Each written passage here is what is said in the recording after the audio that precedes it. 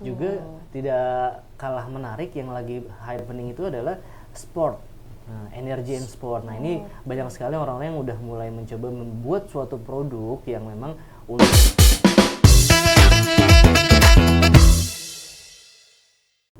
Hai Beautypreneur, balik lagi bersama aku Cantika di Noda Nose Bedah. Di sini kita akan bahas terkait peluang bisnis minuman herbal dan obat tradisional di tahun 2026. Pastinya di episode kali ini aku nggak sendiri Beautypreneur, jadi hari ini aku akan ditemenin sama narasumber kita yang best banget, yaitu Pak Furkon selaku expert maklon produk obat tradisional dari PT Nose Herbalindo, di mana beliau ini sudah banyak memformulasikan banyak banget produk-produk obat tradisional. Jadi kita langsung aja tanya-tanya sama beliau.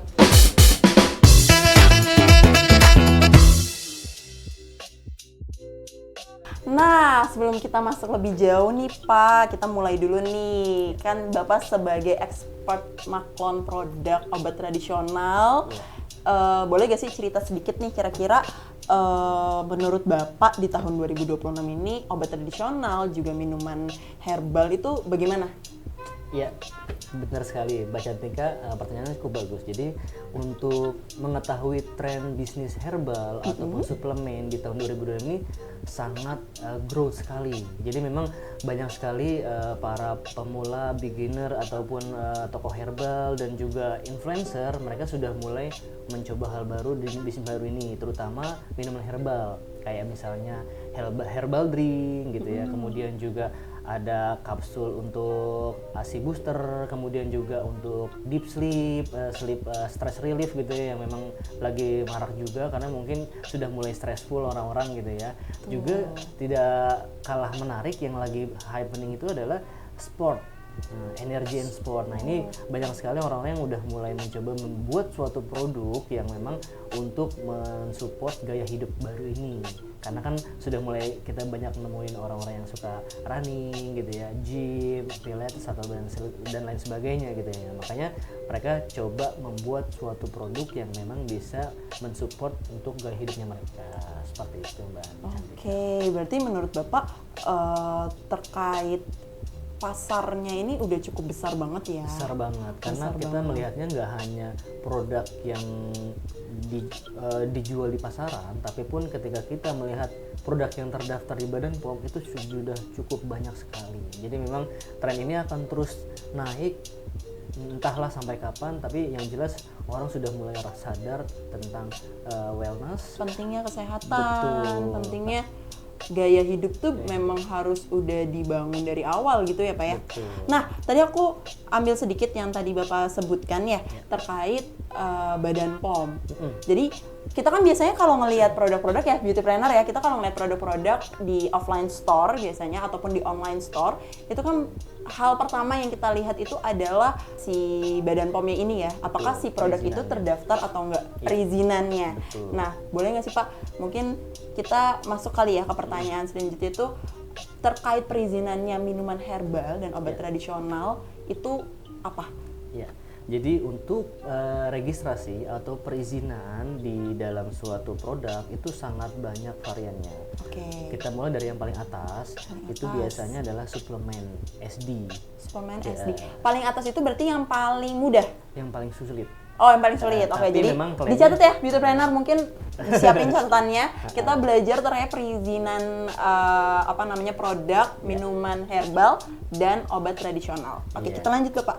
Ya, jadi yang jadi- paling sulit itu tadi SD. Iya, suplemen dalam negeri SD itu. Jadi memang di sana kita bisa mengkombinasikan antara herbal dan juga vitamin. Dan kita juga bisa membuat klaim baru sebenarnya. Cuma harus dibuktikan dengan beberapa jurnal juga sebenarnya. Seperti itu. Nah, itu suplemen. Jadi untuk produk-produk yang memang mau mengkombinasikan dengan vitamin ataupun mineral itu bisa masuk ke SD. Cuma memang proses pendaftaran akan lebih lama dan biaya juga mungkin akan lebih besar seperti itu. Oke.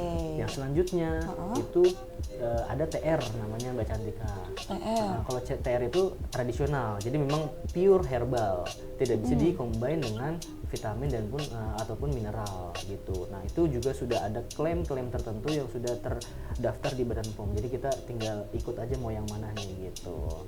Nah TR ini sebenarnya dibagi menjadi 3 kelas Mbak Cantika. Ini sih lebih dalam ya, cuma sedikit insight aja. Nanti ada yang jamu, jadi hanya bukti empiris aja. Nanti naik lagi yang lagi happening itu adalah obat herbal terstandar. Jadi bahan bakunya kita standarisasi sehingga dia bisa men-state atau mengklaim ini adalah obat herbal terstandar seperti itu. Dan satunya lagi adalah fitofarmaka gitu Mbak Cantika. Fitofarmaka. Ya, kalau itu sudah melalui uji klinis ke manusia. Gitu. Selanjutnya ya, kalau saya boleh lanjut ya. Setelah ATR nanti di bawahnya lagi adalah MD. MD. Tunggu. Makanan dan minuman. Berarti semakin bawah itu dia semakin mudah untuk didapat ya? Betul. Bukan sertifikasinya, apa namanya? Pendaftarannya. Jadi MD ini adalah makanan atau minuman dalam negeri.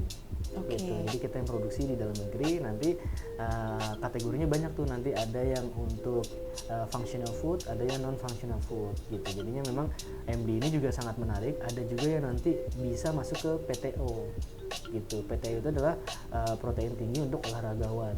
Jadi nggak semua minuman-minuman olahragawan itu bisa masuk ke MD gitu. Jadi ada kelasnya tertentu juga. Tadi PTO itu protein tinggi untuk olahragawan. Oh, tapi dia masuknya ke MD. MD.